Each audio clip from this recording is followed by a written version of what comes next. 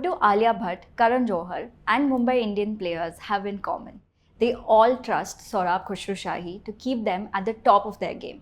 Welcome to Manager's Mantra. In this episode, Sohrab, the founder of SOHFIT and now the Func Lab, shares how he moved from corporate law to becoming a celebrity fitness coach and now a founder in the competitive supplement space. Sohrab shares how to build a loyal community, launch a trusted wellness brand, and what founders can learn from elite athletes. Dive in for unfiltered insights on scaling up, staying grounded, and standing out. Welcome, Sohrab. Thank you so much for joining us for this very fun, very intriguing conversation. And we are absolutely excited to have you on board. Thank you so much for having me. It means a lot. So I'll begin with my first question, which is about your career. So, you studied corporate law, then ventured into fitness and entrepreneurship. So, what were some of the mindset shifts that you had to go through at each stage of your journey? I mean, as a lawyer, I think if you ask me or ask the people that I kind of work with, I was conservative. I kind of went by the more conservative interpretation of the law. And that's how we learned to kind of work through the system here when we were working as lawyers. The mind shift had to change, right? When you start something on your own, when you start a venture, when you start something in a space that is, well, not regulated as such in a country like India, and you're starting from scratch, you've got to kind of take a few risks. You've got to go with your gut. You've got to back your instincts. So that was a massive mind shift as far as I was concerned, going from being super conservative, going with the law, kind of interpreting it in the safest way possible, to taking possibly the biggest risk of my life. Going from partnership in a law firm to starting something I was going to start from scratch at the age of 35 and 36 is a difficult kind of switch to make. And it takes a lot of courage in that sense. So, backing myself, backing my gut, being a little bit of a risk taker, that was the biggest shift that I had to make from being a lawyer to starting our own venture. And that's kind of played into even when we started the Func Lab. So again, it was going from the service space to the product space, and products at the end of the day, no matter how much you kind of focus on and want to kind of clean up the process, it's a product at the end of the day. People like it, don't like it. It's out of your hands once it's done. So again, that kind of instinct-based decision making helped a lot when it came down to the business side of things. That's amazing. So basically, the takeaway is go with your gut and take that risk. No, go with the gut, but also make a calculated risk, right? You've got to think things through. You can't just say, okay, wake up today, I'm going to switch careers and I'm not going to think about anything that I've done. No, it was a process. We took our time. We thought things through. SOHFIT was an idea that came to me when I was 27 years old. I made the switch at 35, right? Func Lab is something that we've been discussing for 2 years. Mm-hmm. So there's a lot of process that goes behind it. You've got to get the right processes in place.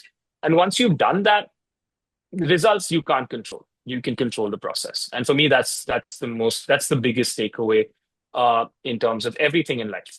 Control the process, make sure the processes are right. Results will take care of themselves. So that's amazing. Now, my second question is more about, SOHFIT and how it has become like a name in the fitness industry. But were there any specific steps that you took consciously to create a community around it? Or also that, did social media have a big role to play in it? I mean, of course, social media does have a role to play. I'm not going to deny the fact that social media has been great for us, right? It has its pros and cons. So it's not like it's only good. In terms of, was it a conscious decision to create a community? Yes, it was. It was always a conscious decision to create a community. I think the way I looked at fitness is very different from the way everyone looks at fitness, or at least looked at fitness back then. Mm-hmm. I grew up, I worked a lot in London and Singapore and Hong Kong. And the idea was always seeing people drive a community-based fitness concept, right? Everyone trained together. They enjoyed training together. India at that point still had this whole concept of I'll go to the gym, I'll work out alone, I'll train alone. I'll do my stuff, and then I'll kind of move on from there. That had to change in my book because people, I think we're social animals. We need people around us, and we're more accountable and we work better when there are people around us to help us in that journey. So there was definitely a conscious effort to create a community. We wanted to create, well, I, I'm ambitious and say the largest community of fitness community in Asia, Mm-hmm. um, or in the world for that matter, but definitely in India. So there was a conscious decision to create the community aspect, 100%. Social media helped in the sense that you put your work out there. Social media, we've not used social media to kind of sell ads or buy follow, none of that stuff. But Okay. social media helped because we just put our work out there for everyone to see. For me, it was always about word of mouth. We don't want to kind of go out there and keep pushing things. We wanted people to talk about what we were doing, and we wanted to put out real stories. And I think that was the most important thing.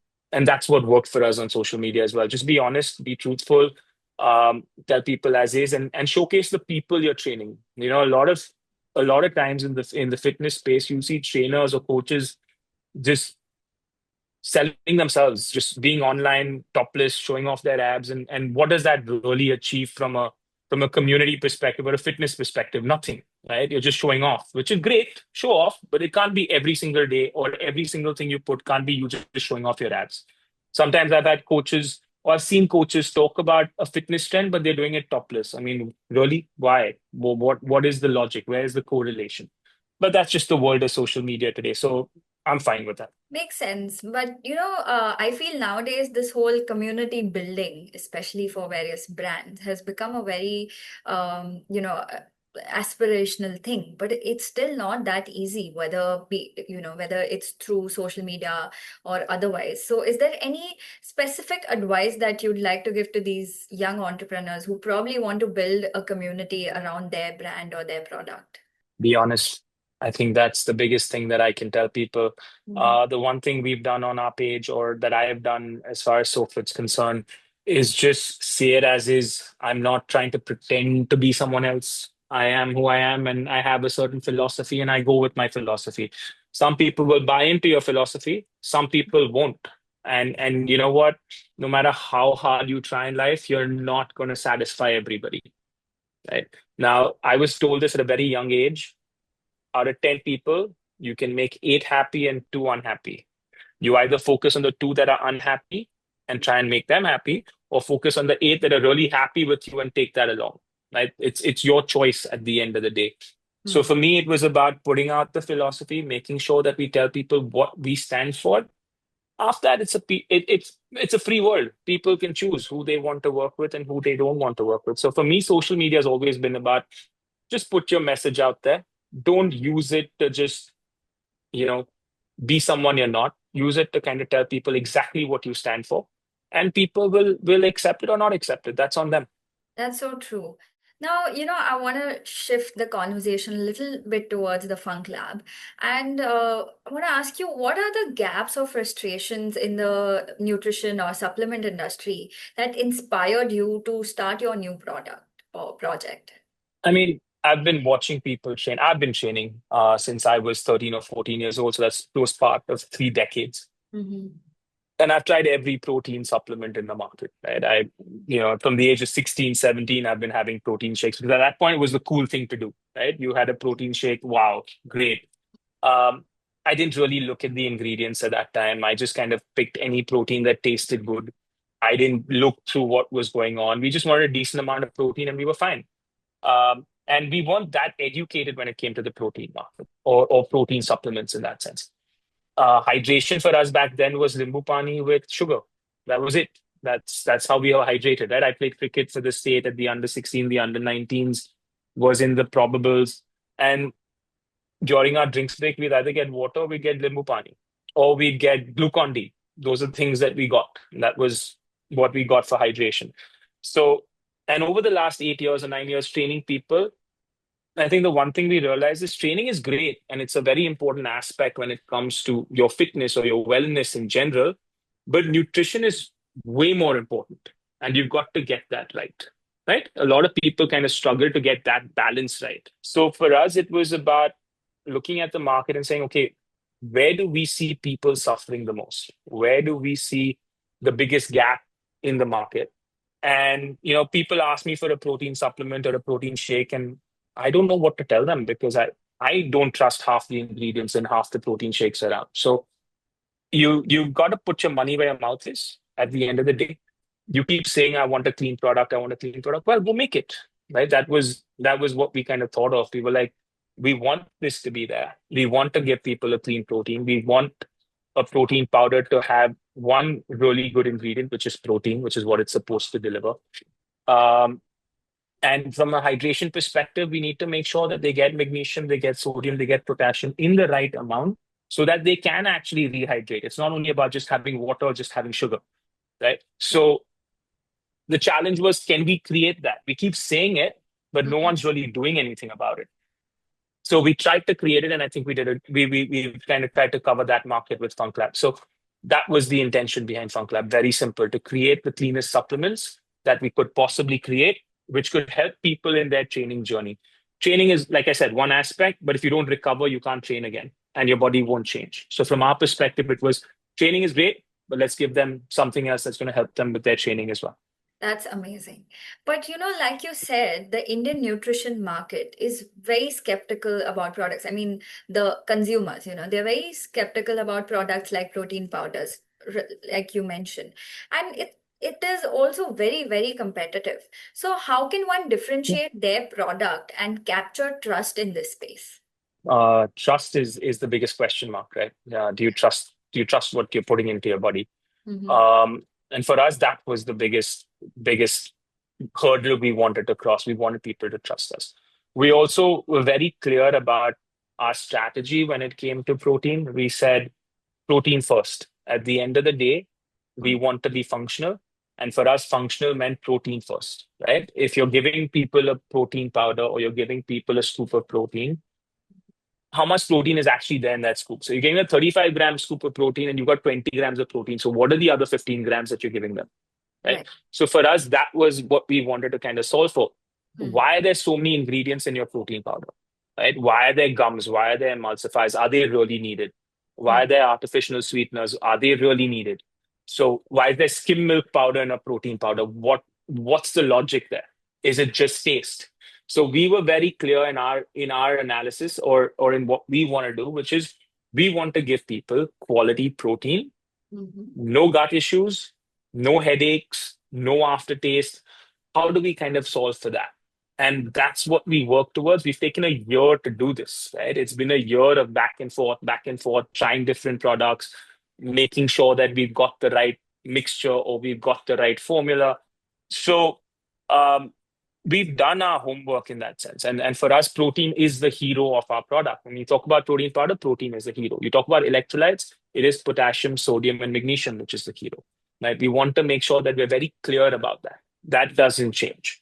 So when you do that, and when you're very clear about what you're putting in and why you're putting in on the package itself, which is what we've tried to do, we've told people exactly what we're putting in. We're not going to lie about it. uh, you tend to build trust. And that's how we've kind of functioned even with SOHFIT. The the good part here is people have worked with us for 8 or 9 years on SOHFIT, so Hmm. they understand what we stand for, right? So then that trust has kind of carried over from SOHFIT to the Func Lab, and that's what we kind of played on as well. So, you mean that the community that you built with SOFIT and the trust that you built with them has actually helped you with the Funk Lab as well.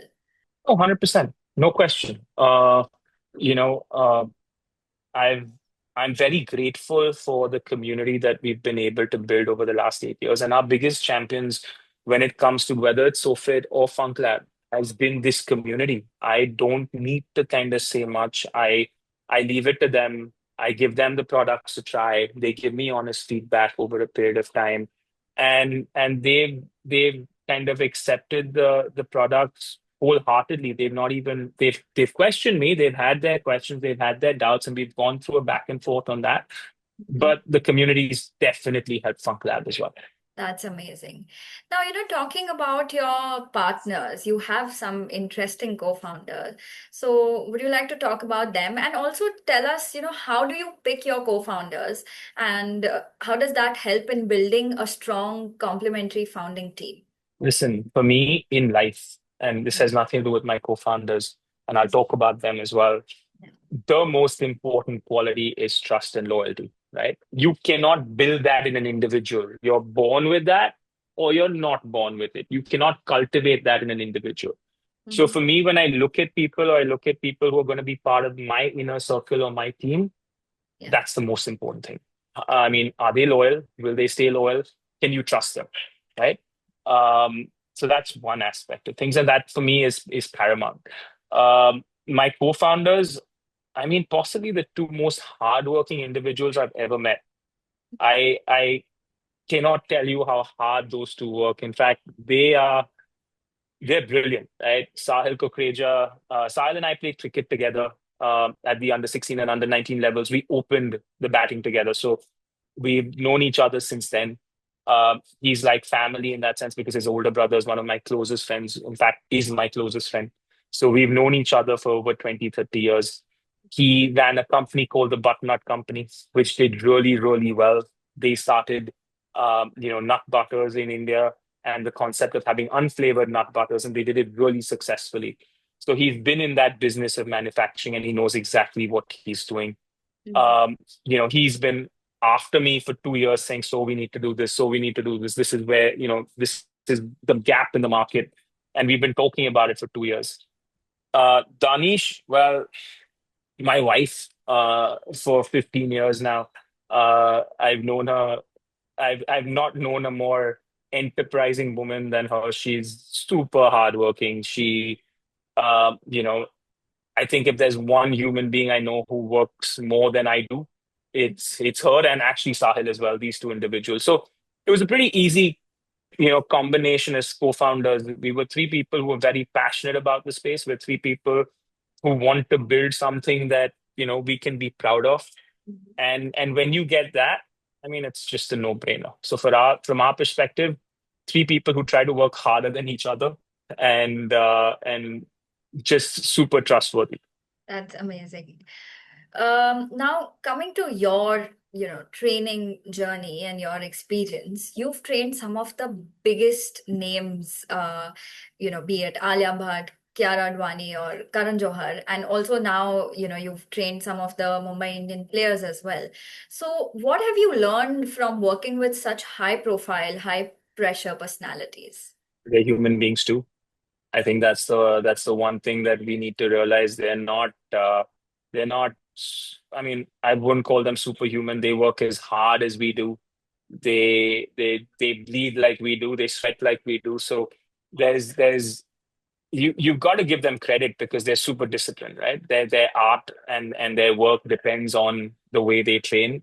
Hmm. Uh, and I can't. I mean, they're amazing examples for people generally. I mean, every single one of them, they work really, really hard. They're very dedicated to their craft, which helps because when you have people who are dedicated and zoned in and want to do well, your life as a coach becomes very simple. You just have to kind of take them in the direction they want to go in, but the process has to be yours. So, like I said at the start, I think is processes matter. Make sure the process is right. Once the process is sorted, everything else will take care of itself. So, training them has been a pleasure. Working with the Mumbai Indians for the last 3 years has been a dream come true for me.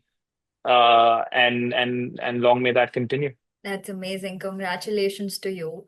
But now, coming to your personal journey, how do you personally manage your own fitness, your business, and also mental health while running two high pressure ventures? I just train every day. Um, I think the one thing that I've always learned and I tell all my students is you've got to make time, right? Time is not going to come and fall in your lap. You've got to make time. You've got to find out when you can train. If that means waking up half an hour early or watching less of Netflix or TV, Mm. it's a call, scrolling less on Instagram. It's a call you make, right? Everything is a decision you make, and we all have a choice, right? The choice is on us. So for me, I train every single day. That's the most important thing. Of course, I'll take my rest days, but I'm saying in general, I will train every single day. Mhm. And you know, the rest of it, I think from a mental health perspective, training helps a lot.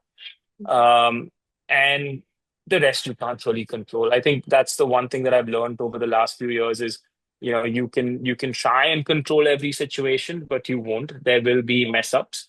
You will firefight, and that's part of the journey. That's part of being a business owner. There's a lot of firefighting that you will do, and I've learned that from my friends who are also business owners. Um, a large part of your day is kind of taken up in that, and you have to be okay with it. I think you build the right team, you build the right culture around the team. Uh, the team believes in you and the product and the service that you're providing, and as long as you kind of build that system, everything else will take care of itself. So, um, on the mental health side, I mean, I just train really hard and I make sure I have the right people around me, and that's it. That's amazing. I'm sure most of our viewers will be, motivated to go and train every day after this. Now let's talk about what are the myths about fitness and nutrition that you wish, busy professionals would stop believing. I think if let's touch upon a few, right? One is that you don't need to train for hours on end to Mm-hmm. see results. I was, like I said, I was a lawyer for 15 years. I was a capital markets lawyer. Some days I got 10 minutes to train. Make the most of what you get, right? So I think that was that's one important aspect when it comes to training. Mm-hmm. Um, you know, thinking training is everything and nutrition and rest and recovery don't play a role I was of that opinion when I was growing up as a lawyer, is that I'll sleep when I'm dead. That mentality, right? Sleep is a waste of time. Right. I think that's something that we need to be smarter about. I think sleep is super important when it comes to fitness and wellness. Uh, Third, well, I can harp on this forever, but nutrition is so, so important, right? There's always an excuse. If I'm traveling, I'm a busy professional, I'm always going from meeting to meeting. Mhm. Um, I can't eat well, and I have to have pizzas and sandwiches for lunches and stuff like that. I was actually someone who made sure that when I was in a meeting, Mhm. we ordered something that even people who were eating clean could eat, and that's fine. You know, not everyone will have it, but some people, and you'll be surprised at how many people today want to take the cleaner option when it comes to food. Mhm. Will always kind of go for the stuff that you order. So you can order something separately for rest of the people in a meeting. So nutrition is super important. Um, and just general movement through the day. I think when we're working professionals, you, for example, or anybody, we spend a lot of our time sitting on a desk. Right. So sometimes just getting up and moving. It's not only about that 1 hour or that 40 minutes that you train. What you do through the rest of the day is super important. So if you can move a little more through the day, Mhm. just get up and walk. If you're on a call, for example, you're on a conference call, walk in your room while you're taking the conference call. No one's stopping you. I mean, you might look absurd to the rest of your colleagues, but that's fine. I mean, that's just part of life. So don't feel embarrassed about that. But other than that, I mean, there's so many more. I mean, but these seem to stand out to me as far as working professionals are concerned. Right. Maybe we can have another session about that, just that. No, but thank you so much for sharing your journey, sharing your experience, and also giving some very useful advices. That ends my longer questions, but I do have a small rapid fire round for you. So feel free Okay, to, answer in just one word or a short phrase. sure, Okay. So the done. first Suits me question. perfectly. Amazing. So the first question is one IPL player whose discipline really impressed you. So many. I'd like to say all the boys in the Mumbai Indians team, the guys I work with. But I love Hardik's dedication to how much he's doing and what he's doing. So I'd say Hardik is one, and I've trained a bit of Shubman outside the IPL, and I think that boy is just super dedicated and disciplined as well. That's great. One fitness myth that celebrities also fall for. That women should not strength train because they will become bulky. It's a very simple one. Okay. A fitness lesson that applies perfectly to business as well. hard work, consistency, dedication over a period of time. There are no short fixes. You can't do everything in one session or one meeting or 1 hour or 1 month. It's a consistent effort over a period of time that stands for fitness, business, and for life. So true. One habit you swear by for productivity. Train every single day. I think that's my biggest thing. And sleep. Sleep. Yes. The last one. One book or podcast that shaped your thinking as an entrepreneur. I don't know if it shaped it, but Open by Andre Agassi. I don't know if people have read that book, but it shaped my life. It gave me the guts to make the career switch. So I'd say Open by Andre Agassi. That's amazing. Thank you so much for joining us and sharing some invaluable tips and everything else. Thank you so much. Thank you. It was a pleasure. Hopefully this helps someone. I'm Thank sure you for it. having me. Big lessons from a founder who's built more than just a muscle. From scaling a fitness community to launching a clean supplement brand, Saurabh's journey is full of insights on trust, discipline, and building with intention. If you are an aspiring founder or a fitness enthusiast, here's a lot to take away. BSmart viewers, feel free to share your thoughts with us at bsmart.edit at bsmail.in. Also follow us on LinkedIn and Instagram for more such insightful content. Until next time, keep learning, keep growing.